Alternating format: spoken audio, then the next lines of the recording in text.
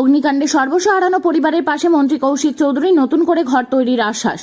অগ্নিকাণ্ডে চোখের সামনে পুড়ে ছাই হয়ে গিয়েছে মাথা গোঁজা ঠাঁই। ঘরে কোণে কোণে জমিয়ে রাখা টাকা পয়সা, খাবার, পোশাক থেকে শুরু করে নিত্য প্রয়োজনীয় সমস্ত সামগ্রী আগুনের লেলিহান শিখায় মুহূর্তের মধ্যেই সবকিছু শেষ।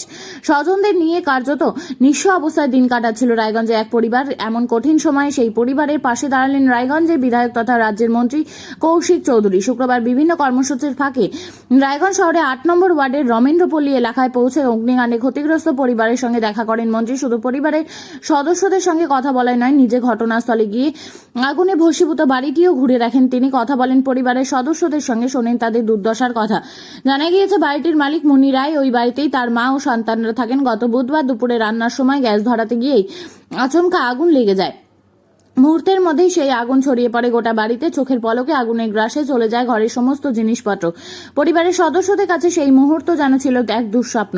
অগ্নিকাণ্ডের পর থেকে দুশ্চিন্তায় দিন কাটছিল তাদের। সেই পরিস্থিতিতে শুক্রবার হঠাৎই তাদের বাড়িতে পৌঁছে যান মন্ত্রী কৌশিক চৌধুরী।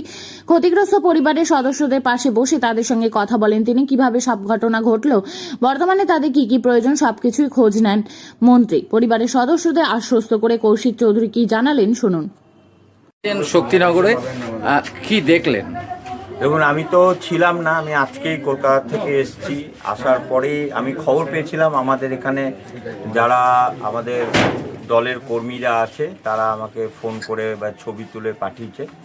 তো আজকে আমি নিজে পরিস্থিতি দেখতে এসেছি। খুবই খারাপ পরিস্থিতি, ওদের ভীষণ গরিব। তারপরে বাচ্চাগুলোর বাবা নেই, মা ভিন রাজ্যে কাজ করে, বাচ্চাগুলো দিদার কাছে থাকে। তো একটা ভয়াবহ পরিস্থিতি। তো রায়গঞ্জ মিউনিসিপ্যালিটি থেকে তো সহযোগিতা করা হয়েছে, আমিও দেখছি কিভাবে আরও সহযোগিতা করা যায়। ওনার ঘরটা নেই, তো কীভাবে কি হতে পারে ওনাদের সাথে বসে একটা পরিকল্পনা করছি। আর আমাদের দলেরও কর্মীরা আছে, তাদের সাথেও কথা বলছি। আমার নাম হচ্ছে মুন্নি রয়। বলছি যে কবে আগুন লেগেছিল? আগুন লাগিয়েছে পরশু দিনটা। বাড়িতে কে কে থাকে? কেউ থাকে না, আমি, আমার ছেলে আর আমার বয়স্ক মা থাকে। তাছাড়া আমার কোনো বেটা ছেলে গার্জেন বলতে কেউ নেই। ছেলেও বড় হয়নি যে বলবো যে ছেলে কোনো। আমি দিন দেশে কাজ করি, এসে ঘর বাড়ি ঠিক করে মাকে রেখে দিয়ে যাই। কবল বন্ধ তুলে রাখছি টাকাটা গ্যাসটার পাশে। যে কত টাকা ছিল? 19,000 টাকা কবল রাখছি। রাইকে খালি বললাম তো মোবাইলটা সেটা রাখছি। আর মানে গ্যাস থেকে ধরাবো উল্লাটা, তাই ভক করে এরকম ধরছে। নাইটির মধ্যে আগুন ধরে গেছে। আমি দিশাই, এর আগে আমি পুড়ে গেছি না, আমি আগুন থেকে খুব ভয় পাই। টাকাটাও পুড়ে গেছে? হ্যাঁ, টাকা পুড়ে একদম মোবাইলও পুড়ছে।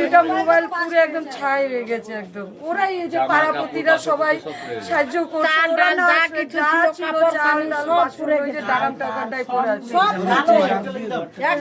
কিছু খাবার একটা আজকে তো দানাও আমাদের মন্ত্রী এসেছেন আপনার বাড়িতে, কি বললেন?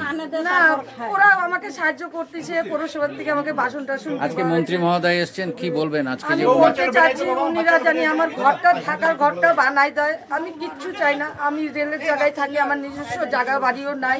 4টা বাচ্চা নিয়ে যে আমার আসে, যে জানি আমি গুজে থাকি, আমাকে বাড়িটা বানাই দাও, বাসা নিয়ে এটুকুনি চাই, আর কিচ্ছু চাই না।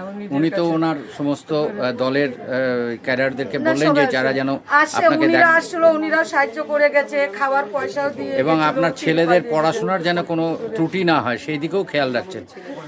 ভালো তো, আমি যদি করে তো আমি তো আরো ভালো, তাহলে এখানটাই থাকতে পারবো নিজের ছেলেদের কাছে।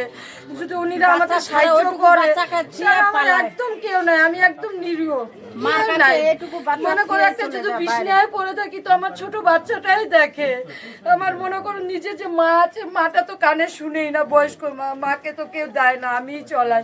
কেন মাকে ছাড়া তো বাঁচবই না। মা না থাকলে আমার সাহারা কে থাকবে।